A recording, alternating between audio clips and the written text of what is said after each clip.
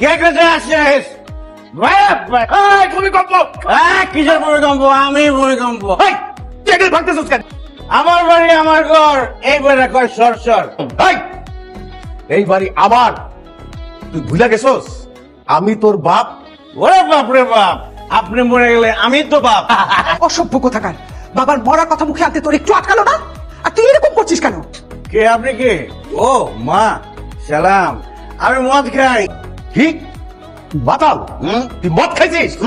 আমার ছেলে হয়ে তুই মদ খাইছিস? ছি ছি ছি ভাইয়া, তুই মদ খাওয়া শুরু করছিস? আমি অনেক আগে থেকেই মদ খাই। আমি সবসময় মাতাল থাকি, তাই তোরা বুঝতে পারিসনি। আজকে একটু বেশি খেয়ে বলছি, তাই আমি বেশি মাতাল হয়ে গেছি। আর আমি শুধু মদ খাই না, আমি আরো অনেক ধরনের নেশা করি। তোমার ছেলে একটা নেশা কর মা। আমার ছেলে হয়ে মদ খাস, নেশা করস? তোরে তোরে আমি ত্যায্য করে দিব। আমি সকালবেলায় এতিমখানায় পুরো সম্পত্তি রেখে দিব, কারণ আমি জানি তোরে সম্পত্তি দিয়ে গেলে এই সম্পত্তি বেচে তুই মদ খাবি, নেশা করবি, জুয়া খেলবি। আমি তোরে ত্যায্য করলাম, বাইরে আমার বাড়ি থেকে। আব্বা অভিনয়টা কেমন ছিল? মানে কিসের অভিনয়? মানে আমার এক বন্ধু সে নাটক বানাবে, তো আমাকে একটা ক্যারেক্টার দিচ্ছে, সেটা হচ্ছে মাতালের ক্যারেক্টার। এই জন্য আমি মাতালের অভিনয় করে প্র্যাকটিস করতেছি। কেমন ছিল মা, বলো না কেন? খুবই ভালো ছিল। পানি মদ দা তো না, মদ খাই নাই।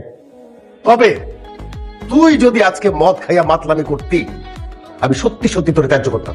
সকালবেলা গিয়া এতিমখানায় সব সম্পত্তি আমি লিখে দিয়ে আসলাম। চলো। অন্যের জন্য খাত খুললে সেই খাতে যে নিজেরই পড়তে হয়, সেটা এবার বুঝতে পারছো? মানে আমি খুব ভালো করেই জানি তুমি আমাকে বাসা থেকে বের করার জন্য এরকম মাতাল মদ করে অ্যাক্টিং করছো। তুমি যদি নেশাখোর হও, আমিও নেশাখোর হইতাম, তারপর দুইজনে বসে একসাথে নেশা করতে করতে জীবনটা শেষ করে দিতাম। তাও আমি তোমাকে ছেড়ে যাইতাম না। সেলিম ভাই, ইটালি থেকে আসছো বিয়ে করতে, এখন বিয়েটাই করলো না। কেমনি বিয়ে করে বলতো মাসুম? কোনো ভালো মেয়ে পাইতেছি না। কিরে মাসুম, তুই বিয়ে করছিস কবে? আমারও তো কিছু জানাই না। আরে কি বলো না বলো, আমি বিয়ে করবো কবে আবার?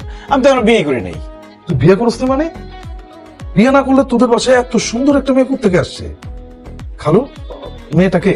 ওর নাম হচ্ছে মিতু। একটা অসভ্য জানোয়ার মেয়েটাকে বিয়ে করে রাস্তার মধ্যে ফেলে চলে গেছে, তারপরে আমরা ওকে আশ্রয় দিয়েছি, এই আর কি।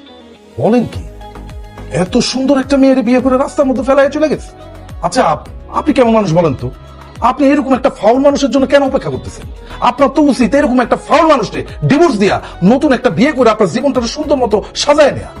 আমিও সেটাই ভাবছি, যে মানুষটা আমার জীবনটা নষ্ট করে আমাকে রেখে পালায় গেছে, তার জন্য আর অপেক্ষা করে তো কোনো লাভ নেই।